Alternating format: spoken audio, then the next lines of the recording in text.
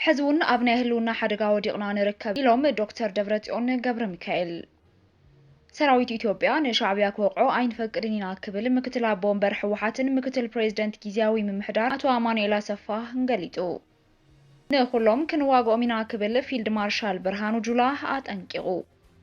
ጀነራል ጉዕሽ ገብረ ናብ ሓድሽ ናይ ቃልሲ ምዕራፍ ከም ዝኣቱ ኣፍሊጡ ዝብሉን ካልኦት ሓድሽትን ኣገደስትን ምዕባለታት ሒዝና ኣለና ሰላም ከመይ ትህልው ዝኸበርኩም ተኸታተልትና እዚ መቃልሕ ቲቪ እዩ ኣብ ዝተፈላለዩ ኩርናት ዓለም ኮይንኩም ዜናታትና ትከታተሉ ዘለኹም ክቡራት ተኸታተልትና ነዚ ሰዓት ዝበልናዮም ሓድሽቲ ምዕባለታትን እዋናዊ ዜናታትን ኢና ብቐንዲ ነጥብታት ጀሚርናዮ ዘለና ናብ ዝርዝሮም ክነስግረኩም ክሳብ መወዳእታ ተኸታተሉና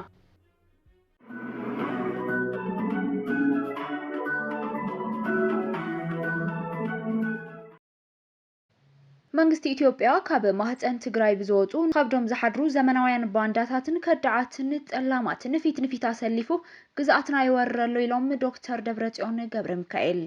እዚ ዝተገልጸ ዓወት ኩናት ዓድዋ ንምውሓት ብሄራዊ ሓድነትና ንምርግጋጽ መሰል ዓርሰ ውሳነናን ብዝብል መሪ ሓሳብ መበል 130 ዓወት ውግእ ዓድዋ ኣብ ከተማ ዓድዋ እናተኸበረ ኣብ ዝርከበሉ እዋን እዩ ተጋሩን ኤርትራውያንን ብሓባር ኮይኖም ጣልያን ዝሰዓሩሉ እዩ ዓወት ኩናት ዓድዋ ክብል መራሒ ሕወሓት ዶክተር ደብረጽዮን ገብረ ሚካኤል ቅድሚ 130 ዓመታት ዝነበረ ታሪኽ ኣልዒሉሎ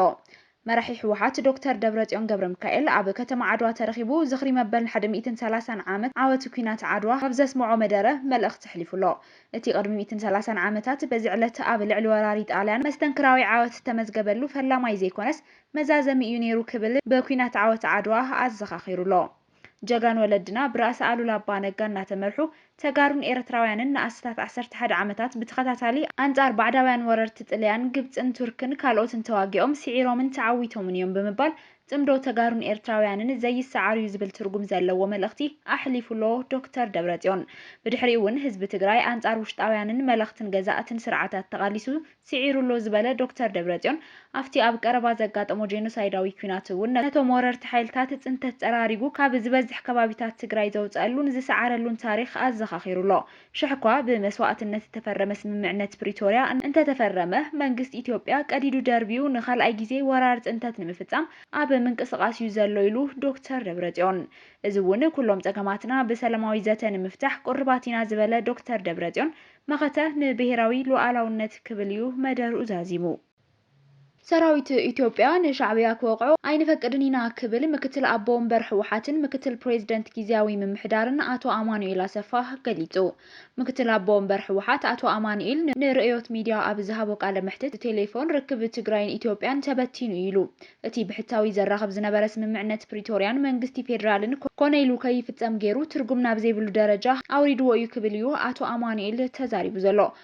ምክትል ኣቦ ወንበር ሕወሓትን ፕሬዝደንት ጊዜያዊ ምምሕዳርን አቶ አማኑኤል አሰፋ ትግራይ ዓውደ ውግእ ክትከውን ኣይንፈቅድን ኢና ብምባል መንግስቲ ኢትዮጵያ ትግራይ ረጊጹ ኤርትራን ምውቃዕ ዝገብሮ ዘሎ ምንቅስቃስ ሕወሓት ከም ዘይፈቅድ እዩ ኣመልኪቱ ዘሎ አቶ አማኑኤል ሃገራዊ ሰራዊት ምክልኻል ኢትዮጵያ ዶባት ንምሕላው ፍቃድ ትግራይ ከም ዘይድልዮን ወይ እስኹም ክትክልክልዎን ከም እትኽእሉ ናይ ሕጊ ማዕቀፍ ኣሎ ድዩ ተባሂሉ ዝቀረበሉ ሕቶ እንትምልስ ትግራይ ኣካል ኢትዮጵያ ኣይኮነትን እያ ሕዚ ትግራይ ኣብ ፌደሬሽን ኢትዮጵያ ውክልና ከም ዘይብላን ብሕታዊ መራኸቢ ገመድ ዝነበረ ስምምዕነት ፕሪቶሪያ እውን ኣብ ተግባር ከም ዘይለን ስለዚ ሰራዊት ምክልኻል ኢትዮጵያ ናብ ትግራይ ኣትዩ ዶባት ክሕሉ እንተኮይኑ መጀመርያ ሕገ መንግስታዊ ቅርጽ ትግራይ ናብ ንቡር ክምለስን ግዛኣታዊ ትግራይ ናብ ንቡር ክምለሱ ኣለዎም ብምባል እዩ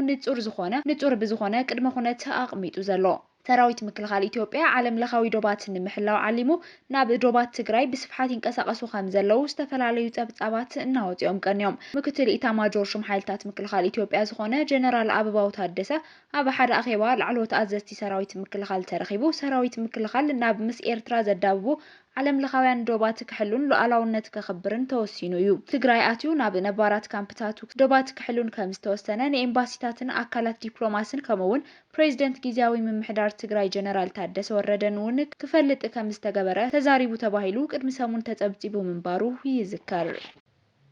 ንኩሎም ክንዋግኦም ኢና ክብል ፊልድ ማርሻል ብርሃኑ ጁላ አጠንቂቁ። ኣብ ኣደባባይ ምኒልክ ኣዲስ ኣበባ ኣብ ዝተኻየደ መበል 130 ዝኽሪ ዓወት ኩናት ዓድዋ ዝተሳተፈ ሓላፊ ስታፍ ሓይልታት ምክልኻል ኢትዮጵያ ፊልድ ማርሻል ብርሃኑ ጁላ ብዛዕባ ስጋኣት ውሽጣውያንን ግዳማውያንን ሓይልታት ዝጠቐሶም ሓይሊ መጠንቀቕታ ሂቡ ፊልድ ማርሻል ኣብ ዘስምዖ መደረ